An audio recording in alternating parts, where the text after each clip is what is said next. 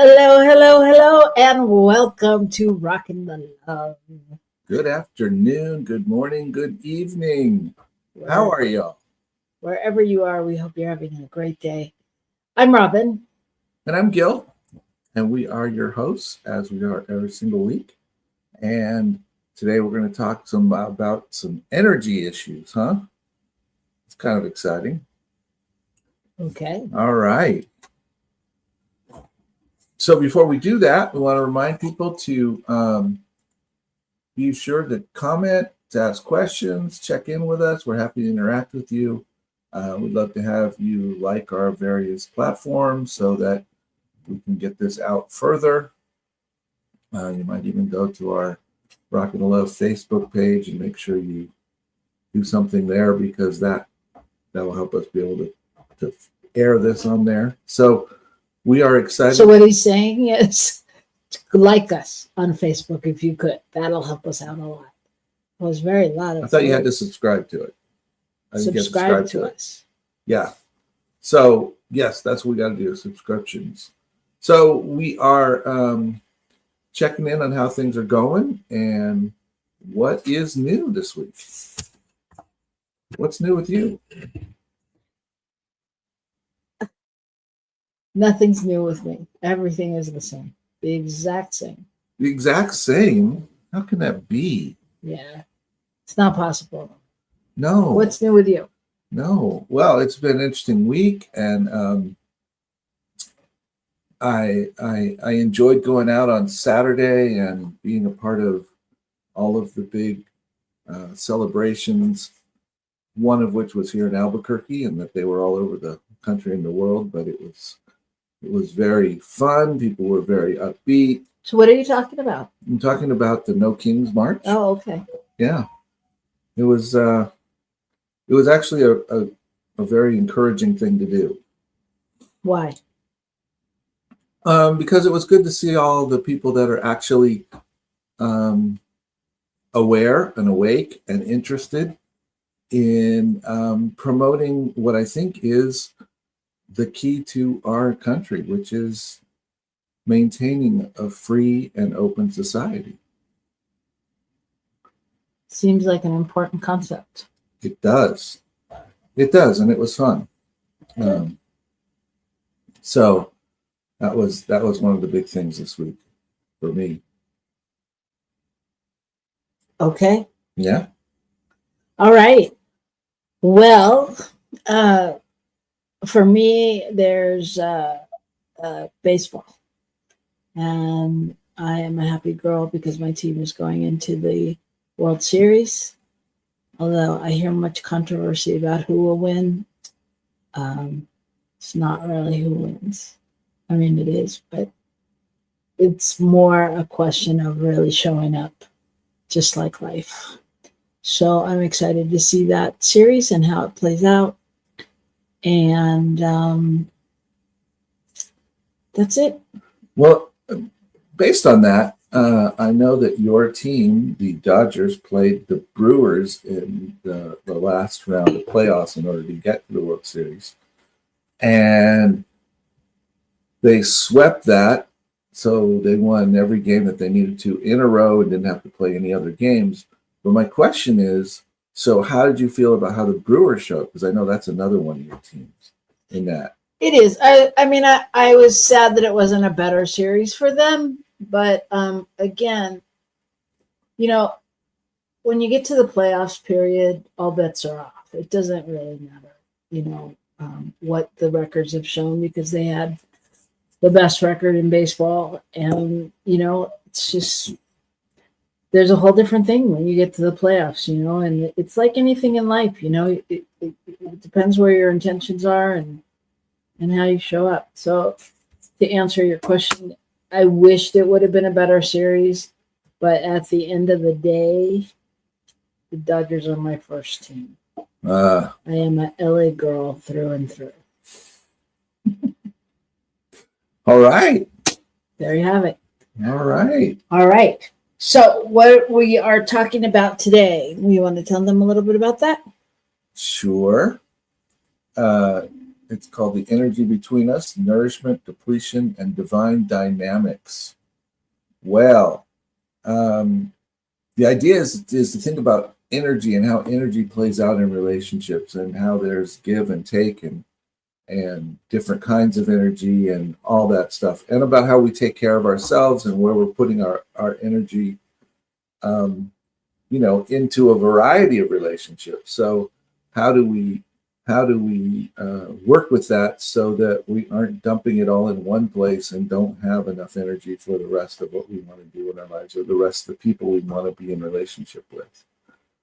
So that's kind of the idea. Sounds like fun. Doesn't it, though? Yeah. Okay. Well, that's what we'll be talking about, relationships. So you want to stay tuned for that. But first, it's time for the good news. Good news. You have some good news? I do have some good news. Why do we do this series? Because we want to highlight and remind everyone that there's always positive things happening everywhere, even when we think all we're hearing about is something other than that. And often we're not wrong. We are hearing pretty limited information. We're hearing things that are not very, the idea is basically, how can organizations that distribute news make money? And that's the key. It's like everything else, you follow the money. So things that get people riled up tend to get more views. So we like to hit on something else. We like to hit on something that's a little more encouraging and calming and based on people's best behavior, if you will. So I found an article now about a couple in England who raise dogs, and they raise dogs and they train them to do police work. They train them to do drug work, find drugs, and that kind of thing.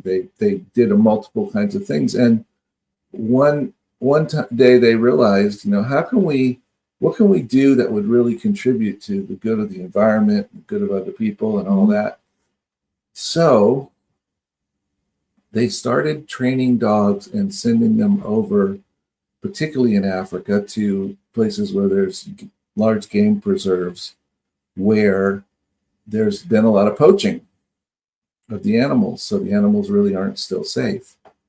And they trained these dogs to be able to go in, and when something has happened, they detect that it's happened and they follow it, and they're able to catch the poachers, because the dogs can follow the scent and get to wherever they are finally.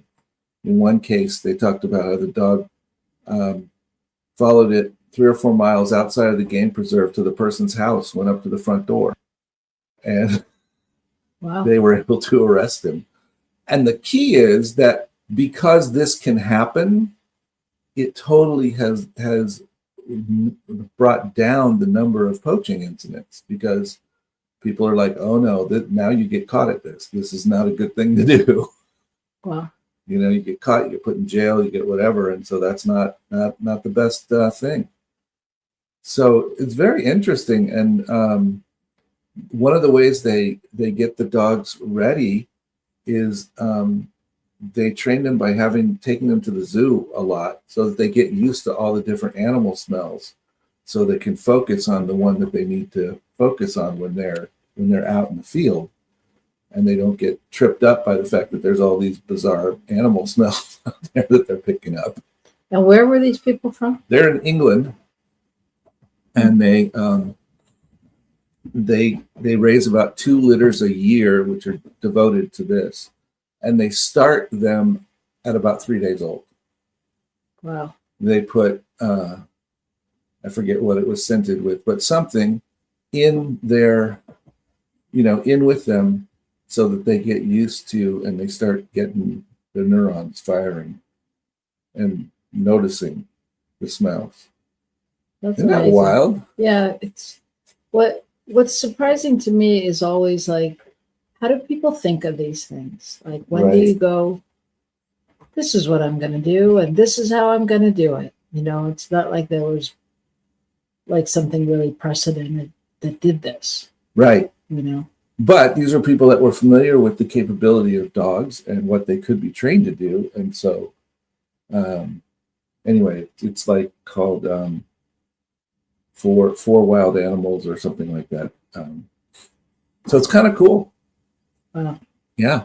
So they've got multiple dogs out there now who've been working now for quite a little while.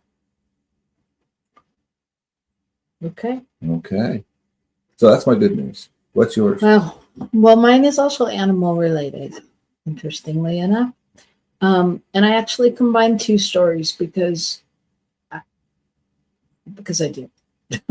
There you have it. So my first story was about the whales and the Australian humpback whale and how it had a really steep decline over the last few years, and it's made this dramatic comeback in Australia, like over 60%, and they're just living there happily as can be. And then my other story was about it just went out of my head.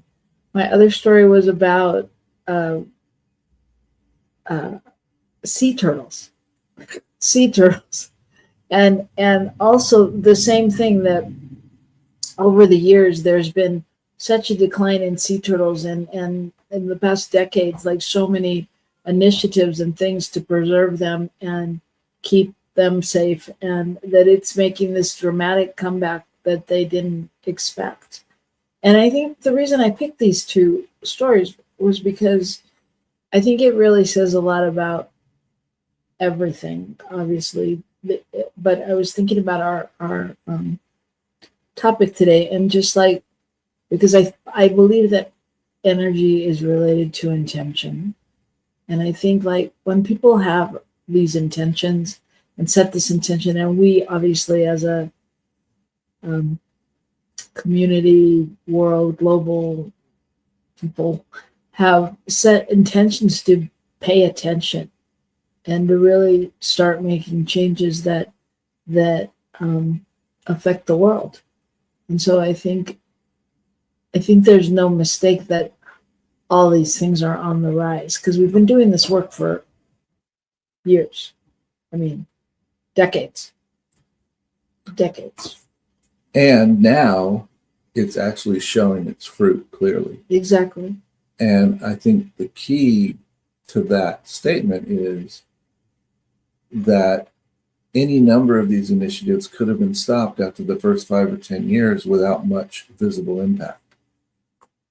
Right. And people could have gone, why do we need to worry about it? We don't need to have that section of the beach blocked off. We don't need to, try to get regulations changed to have different kinds of, trash items removed from the trash because they get in the water and they hurt the animals. All those kinds of things that people do that all add up. They all add up, and it's, I think it's the exponential kind of growth thing that happens, that you see, you go from 1 turtle to 2 turtles to 4 turtles. Well, that's a little bit more. But then we go to 8 turtles, and then we go to 16 turtles, and then it starts. One day you go from 100 turtles to 1,000 turtles. And it's like it's a whole different thing. Yeah, but yes, and it's not only just the growth of the turtles. I mean, it's what it does, and the whales. It's what it does to the ocean, right? To the all the reefs and the other chains of things that happen there. I would be fascinated to know what the, as they study this, what the impacts are of those coming back. What else has changed? Right. Because that's been shown in other cases where bringing something back into the environment can make a huge difference in the health of the other animals in the environment, the other plants, all of that. Yeah. Yeah, I mean, and the articles do go into it a little bit more about how, the conservation of these animals really helps to promote the health and the well-being of the rest of the ocean and animal kingdom. Yeah, there. because whatever turtles feed on, whatever turtles stir up when they swim around and dig in the dirt or whatever they do, it makes a difference. Right. It shifts the environment. If it's not happening, that piece is missing. Right. Yeah. So that's our good news. There's not as many pieces missing anymore. That's right. that things are coming back, and that's based on the choices that we've all made. So congratulations, everybody. Take part in that, and knowing and feeling that. We're going to take a break. And when we come back, we're going to talk about the energy on our relationships and see where that goes. Okay, so don't go away. Stay here. And we'll see you in a few minutes right back here on New Thought Media Network.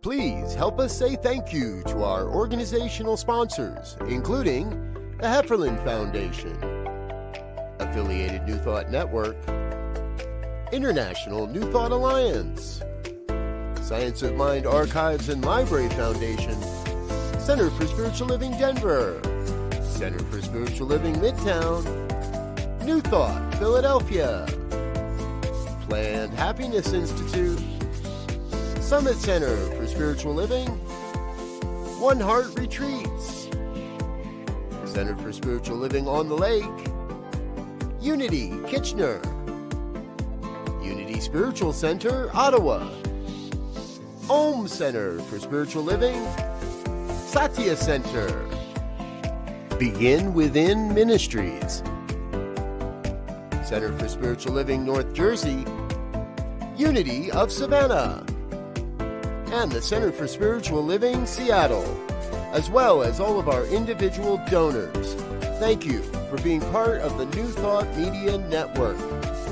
Please like, share, and subscribe. New Thought Media Network, positively inspiring.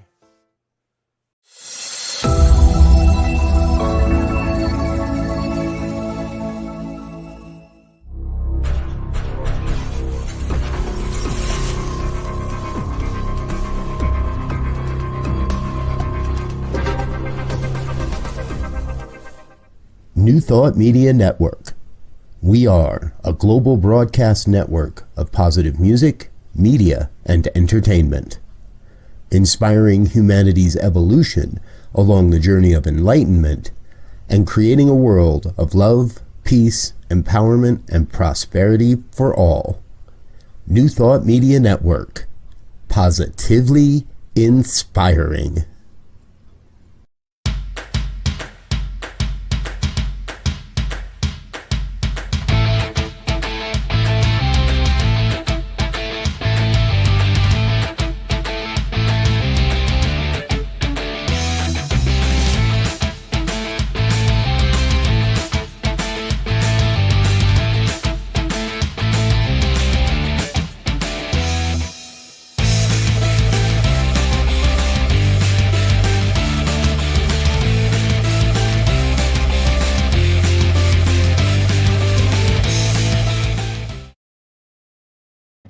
Hello, we are back. We should have turned the light on in here. We're sitting in a room where the sun is going in and out of the window, and it's really messing up our lighting. And that doesn't help much because the light is still coming in, but we'll see. Anyway, we're here. Even if you can't see us, we're here. Just like we know you're there. So we're even now. So I am Robyn Rice Olmsted. And I am Gil William Olmsted, and we are the dynamic Rock and the Love duo. Right? Isn't that what we are? Are we the Rock and the Love duo? Okay, I'm gonna rock you. Anyway, today's our anniversary of our first date. Happy anniversary. Yes, it is. How long ago was it? 24 years or something? 25 years? Yeah, it's 25 years. Yeah, is it 25 or is it 20? Yeah, 25. It would be 25 because it was an 00. That's crazy, huh? Life is crazy. That's crazy. It's crazy. And here we are here. Here we are here, getting ready to discuss relationships.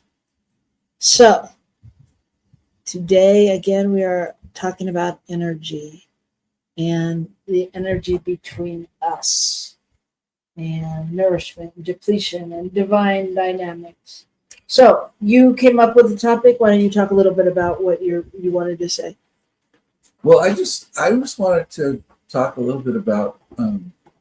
It kind of originated out of the idea of how do I stay present to relationships in my life, particularly primary relationship like ours, when I'm feeling energetically drained and I feel like I'm pouring energy into other places and other things. And so my question kind of is how do we keep an eye on that? How do we keep an eye on that so that we don't find ourselves depleted? How do we keep ourselves nourished? And how does that shift our ability to have relationship, to be in relationship with the divine, to be in relationship with one another? So that's what was coming up for me. So I think first we should go with, how are we looking at energy? Because, I looked up energy and I looked it up as I just looked up energy first. And then I looked it up as in a relationship. And I thought it was really interesting. The definition was, the first definition was, energy is the ability to do work. And it can exist in many forms like kinetic, potential, chemical, thermal, and electrical. It's a conserved quantity, meaning it cannot be created or destroyed. Only converted from one form to another. Energy is a fundamental property in physics, and it's measured in joules. Mm-hmm. Yeah. Joules. Okay. I'm just saying, I think that's how you pronounce that word. I'm not sure. Okay. Noted. So, but I thought that was an interesting description, even though they weren't necessarily talking about energy in a relationship. Go ahead. I was going to say it's a very scientific response, and I'm grappling with this concept of it cannot be created nor destroyed, and yet I can see how that fits in completely with our philosophy on the one hand. On the other hand, it feels like, spirit's expanding, things are constantly expanding, but we say that there's all the stuff of spirit, and then everything else comes out of that. And so it makes total sense for this concept of having a thought or an idea, which is the energetic that goes in and is converted into an energy of some stable object or some stable event. It makes total sense if you think about it in that way. But also it makes total sense for me in that it can't be created or destroyed, in that we are we are that we are. Mm-hmm. But it can be converted into something else. So we turn it into anger, frustration, sadness, whatever it is that, joy, it doesn't matter, love.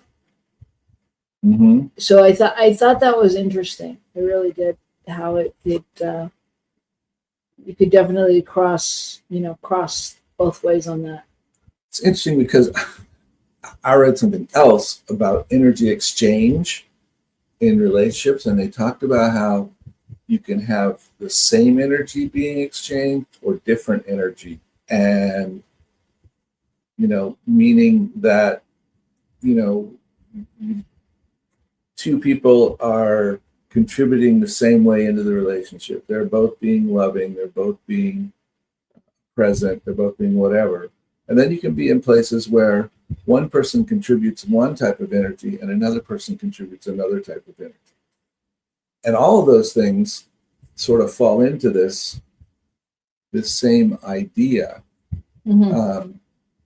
And I think too, I think this idea of depletion is almost a misnomer. It's more like, I'm thinking just out loud, it's more like activation and depletion and deactivation than it is nourishment and depletion. My energy is activated in a way that serves me, versus my energy being diverted into areas where it's not doing that. It's not that there's less energy. It's not that there's less ability, that there anything is less than. It's that in this particular moment, I'm not accessing what it is I'd like to be able to access. Mm-hmm. Yeah, I hear you. I feel like let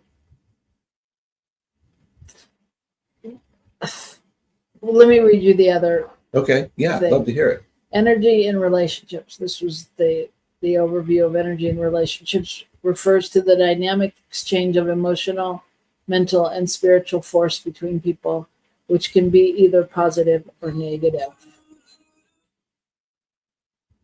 And then it talks about maintaining a healthy balance of positive energy, and how do you do that?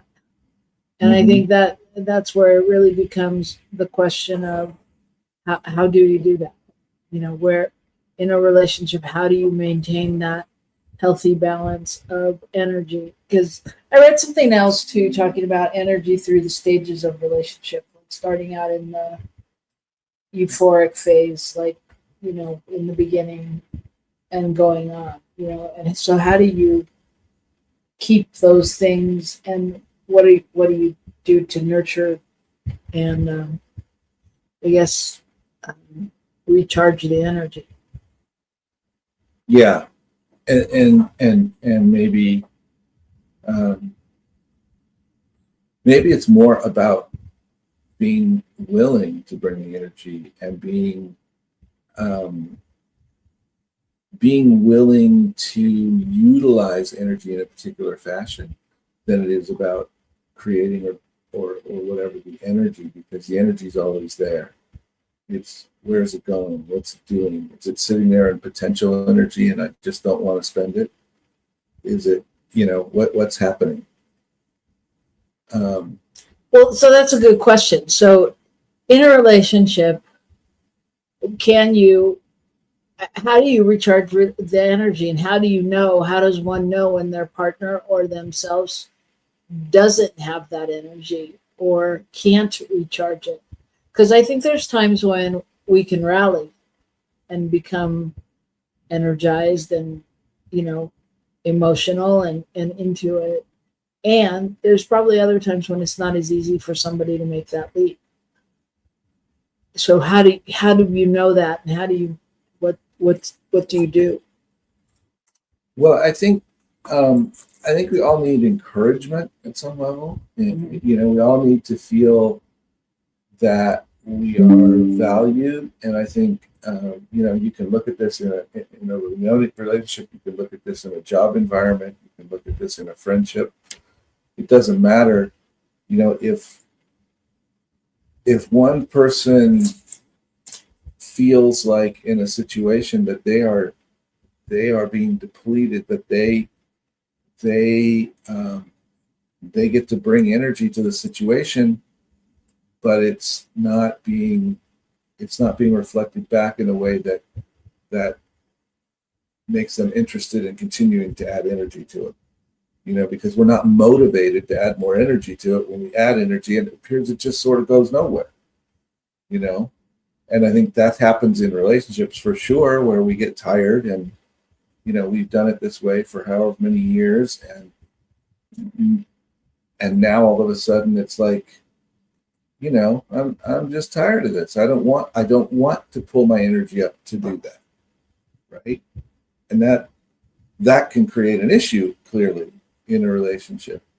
And I think part of the whole new relationship idea, or the new job idea, is that we're excited because we don't know everything, and we're learning, and we like to learn it. So maybe that's a key right there, is to continue learning, to continue finding out new things, to continue researching your job, your partner, your friend, in a way, to continue the process of gathering information and data, which allows you to go, oh, that's different. I did not know that you really wanted to go and walk to such and such waterfall. That was not something I knew. Let's do that.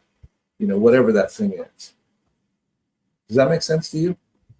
It makes total sense.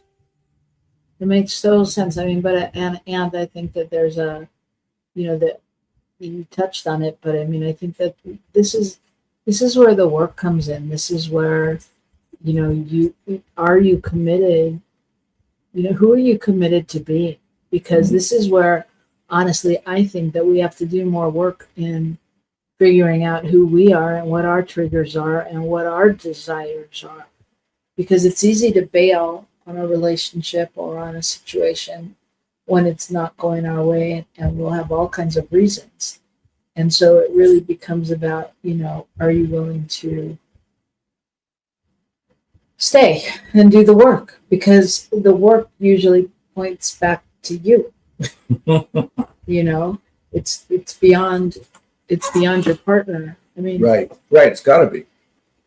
It's got to be, because ultimately all of this is about our presence in it, my presence in it, whatever it is. Yeah. Right. And so if we go into something and we're going, well, they're not giving me enough energy, I'm not getting from them what I need.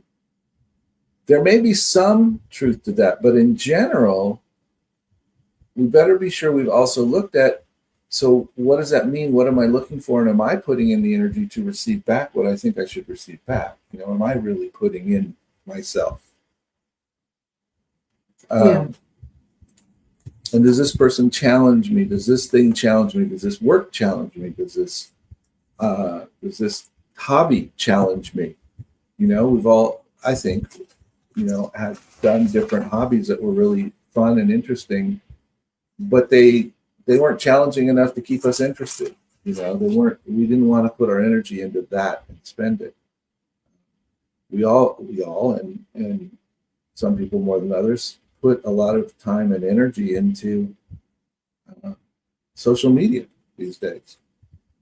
And is that really a place where your energy serves you and serves your relationships?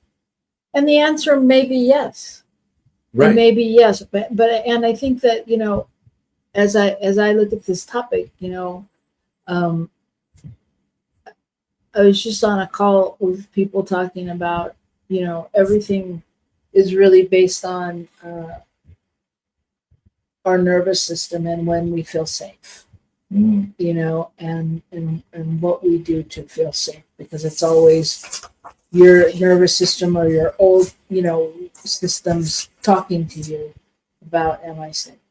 And so it's like, how do you create, because you may be coming out of a relation. I mean, you may have grown up in a family that didn't feel safe, or you may have had those experiences. So how do you create in the new, that new relationship to be supportive of you and your partner?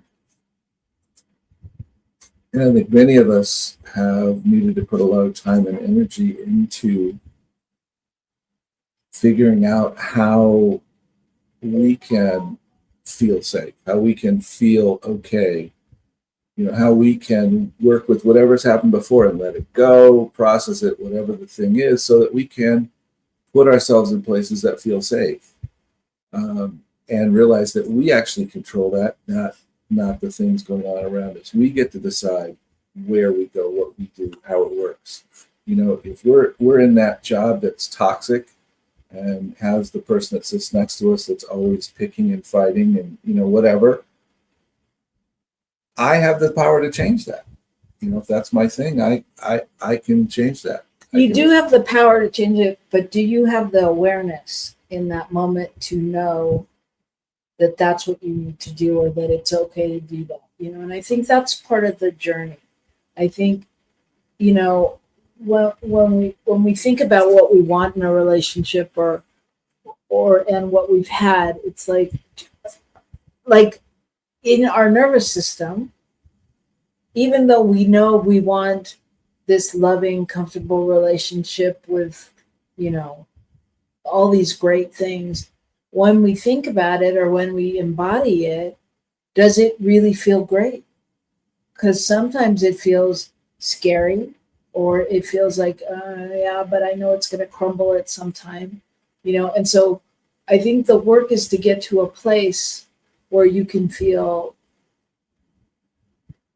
okay with that, because if you don't feel it, this journey is about integration. And if we don't, we can tell ourselves over and over that we're whole, perfect, and complete, and we're, amazing children of God, and all of that is true.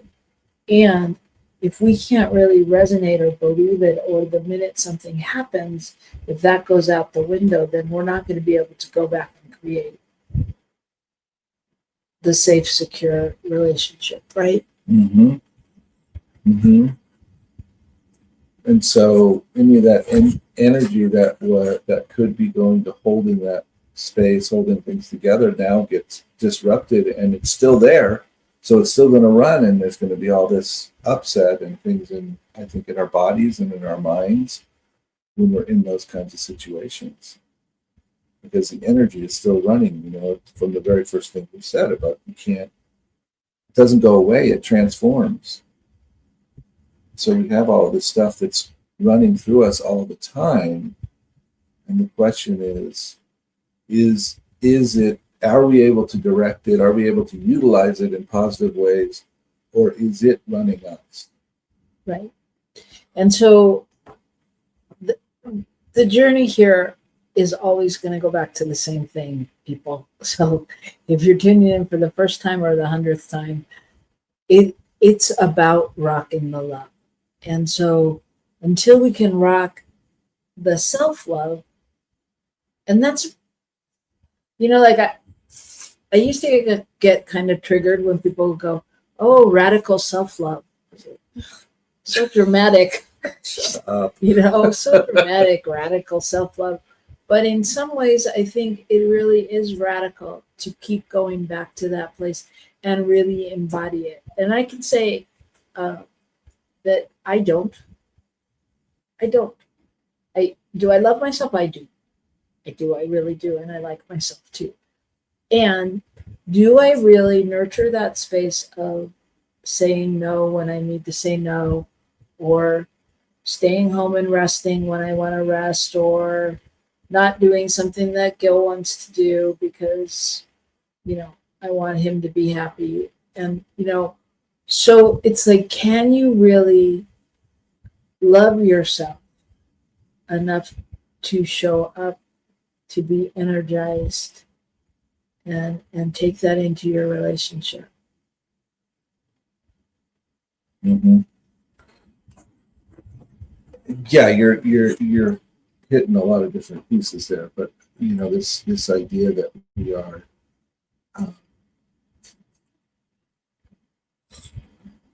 that somehow radical self-love, somehow self-love is not a valuable use of our energy and our time. And the reality is that the more stable we are in our emotional life, in our spiritual life, in all of that, the less we need to focus on it in a certain way, which frees us up to actually be present and available for others. It frees us up to show up in the world and to bring what we need to bring. And the misnomer is that somehow we can push through and we can make it happen.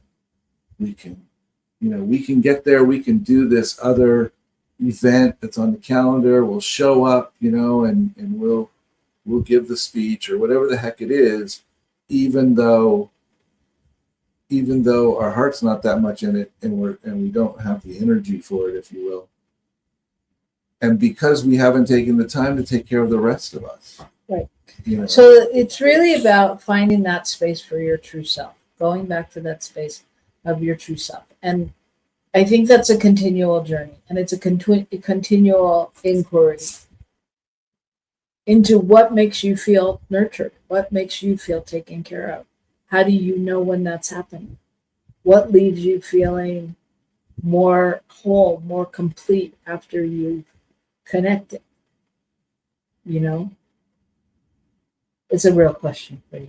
It's a real question. What leaves you feeling more whole and complete? What leaves you feeling more whole and complete?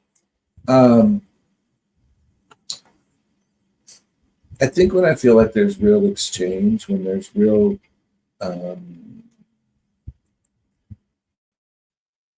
not necessarily agreement, but understanding. When I feel like I've been heard, when I feel like somebody gets what I'm being motivated by in the moment, or whatever the thing is, when somebody else sort of sees that and they can be with me on it, it allows the energy in me to well up in a different way. So I'm hearing, and you jump in, but what I heard you say, like the qualities that come forth for you to feel nurtured and taken care of are authenticity. Mm-hmm. What else? Being heard. So someone recognizing your true self. Someone recognizing my true self. Someone hearing what I have to say, whether that's literal or not. And someone honoring it. Actually honoring it. And that allows me the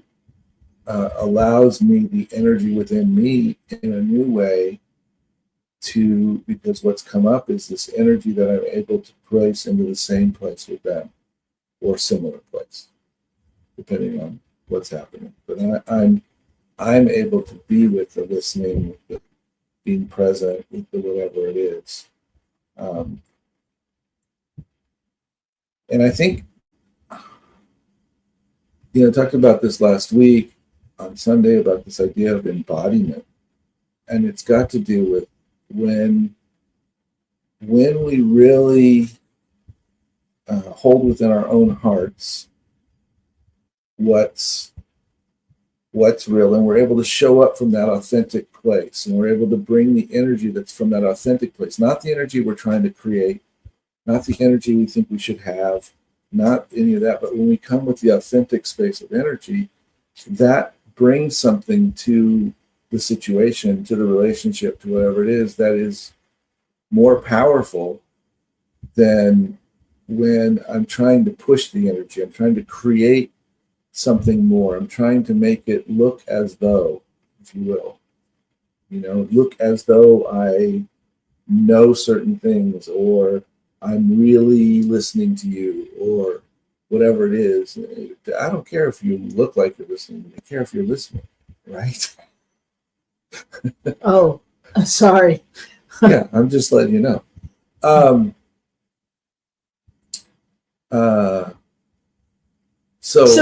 let me ask you a question about that, because I'm thinking about that in our relationship. So do you care if I'm listening? Is that the most important part? or do you care if I'm understanding? Because they are two separate things. I listen to you all the time. Half the time I don't know what you're talking about. Saying you don't make any sense, right? Right? I mean, no, but for me, like there's times when we're driving and you're like, you're looking at the freeway construction, you're like, oh my God, they're going to build a tunnel. I don't know why they didn't use this material and why they aren't going underneath instead of over the top. And I'm thinking, all I see is a pile of dirt and traffic. I'm like, I don't even know where you're looking to know that the tube isn't going wherever. So do you care? Because when I try to understand, because I don't think understanding is your goal. Because when I try to understand and I ask a question, then you're frustrated that I don't understand. And I'm like, okay, then I'll just listen. So I go, yeah, ooh, ah. So, I mean, and I think this is important in relationships because we're not going to care about the same things all the time. No. So I'm going to tell you about baseball and you're going to be like, yeah, that's great, honey. And you're going to tell me about freeway construction. I'm going to be like, okay. And so what is the goal there? Because really, I did try to understand up until a point where I was like, okay, I'm not going to get this. So that was the question and a long explanation. So I think there's a couple of factors there. One is, I think more importantly is being listened to and heard on an emotional, spiritual level than on that kind of level. That's one. Two, you mentioned I get frustrated when you ask questions and stuff. I think many times to me, it appears you haven't heard what I said. Or you weren't paying attention to me. No, I'm just saying that's what, so I feel like I wasn't listened to. So that is what I'm responding to, whether or not it's accurate. Right. Okay. Well, but that's what's being responded to. And that's what's important is because this is what we bring to the relationships. So it's important to understand, like whatever we say here, it may translate different in your relationship. It's important to understand Yourself and understand the people you're in relationship with. Yeah. And to know that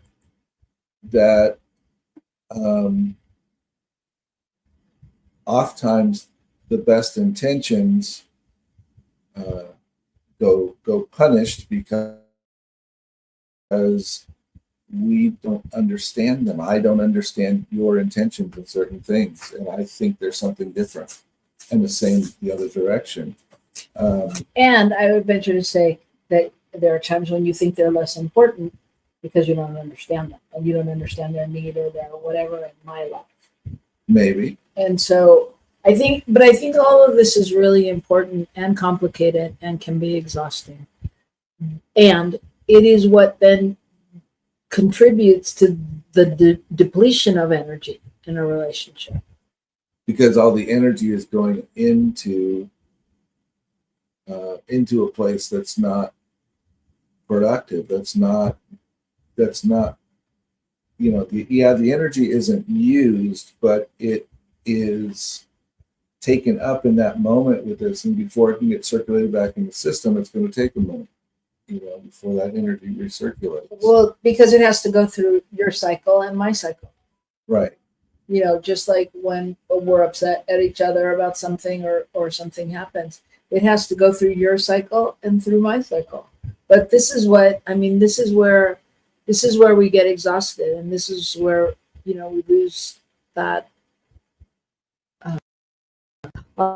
joie de vivre, but that energy, that excitement, that loving feeling as well.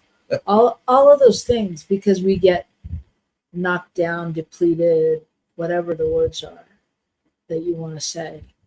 So, but I want to say one more thing. That one of the things that struck me as you were talking about this part is, if we go back to that time when things are new and we're learning things, etc., about a person, about a job, about whatever it is, that our expectations are different because we don't know what to expect.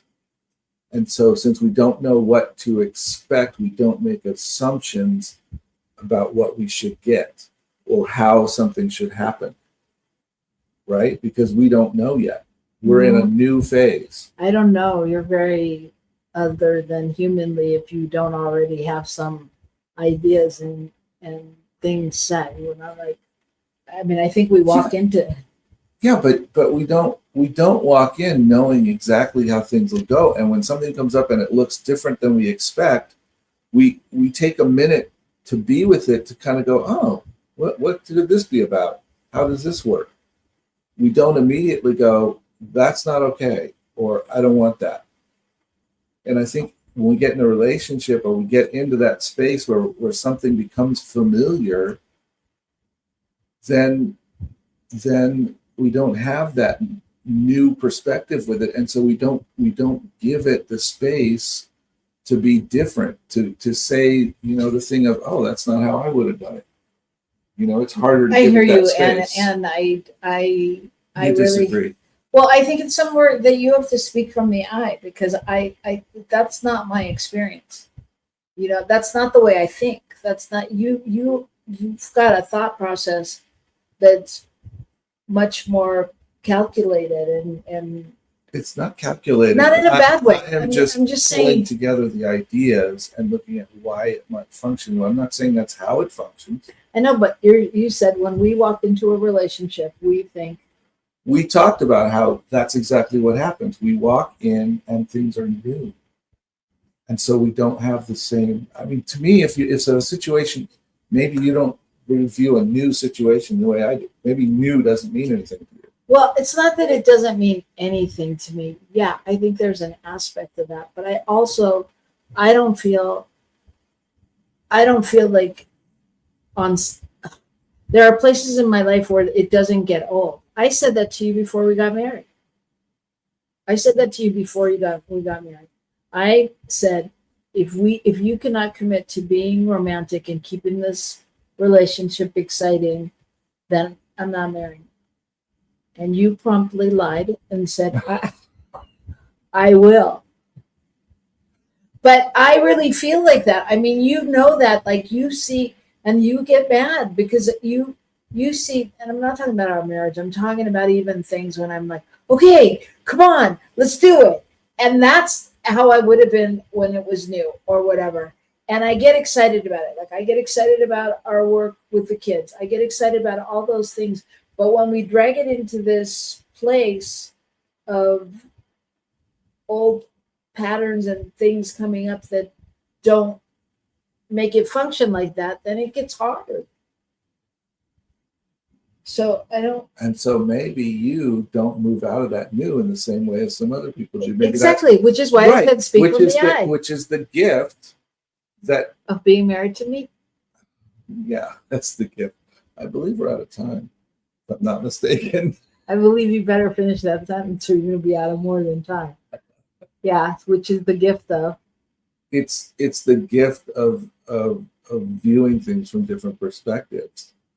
But I don't think it argues the point of what I was saying. I think it just proves that when you don't lose that, when you don't allow that to happen, it's more successful for you. Yes, when you and can maintain it's all that space of newness. Figuring out what it's the journey back to your true self.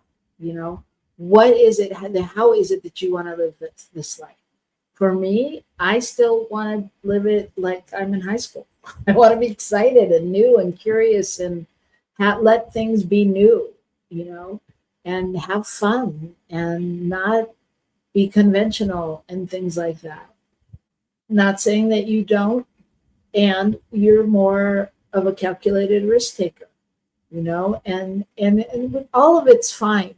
The question becomes, though, what boundaries are you setting for yourself? What are your and truly, what is your being your true self about?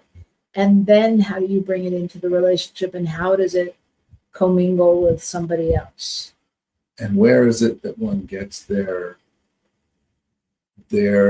nourishment for staying in that movement? Because if we're constantly in places that don't support that for us, and we don't make time for that, then we can't bring it into those situations where it's not easily accessible for a particular person like me. Yes. It's true. There's a lot to this topic, obviously. I think we could talk about it for another show. I think we should talk about what are the energetic agreements that we bring into our relationships, because I think that that plays another part of it, you know, and really just understanding, you know, who we are and what we bring to the table. So we may talk about that next week. Who knows? And we're just glad you were here. You know, please feel free to put comments in the chat. We'll see them whether you do it now or later. And just let us know, you know, even if you're watching the recording, you know, what your thoughts are and things that you would like to see as a topic. Because we will challenge, we will take the challenge on, we will discuss it and get to the bottom of it. So we are just grateful to be here and thankful that in this world filled with confusion, we have you out there that are anchoring love, and 7 million other people that traveled with us on the March day, and probably 7 million more that stayed home and held the space. So whatever you're doing, just rock the love, y'all. The world needs it. And we'll see you next week. Thanks so much for being here. Bye now.